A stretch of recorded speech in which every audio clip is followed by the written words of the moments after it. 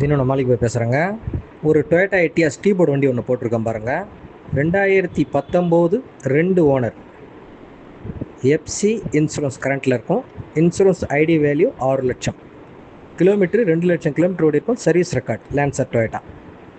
Tyre condition பார்த்தீங்கன்னா 4மே புது பிராண்ட் நியூ டயர் பிரிஸ்டோன்.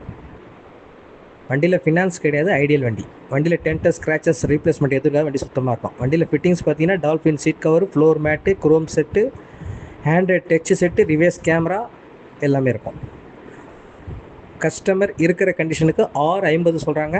ஒரு 645 இல்லைனா ஒரு 640க்கு ட்ரை பண்ணலாம். யாருக்குன்னா தேவைன்னா என்னோடய லைனுக்கு வாங்க.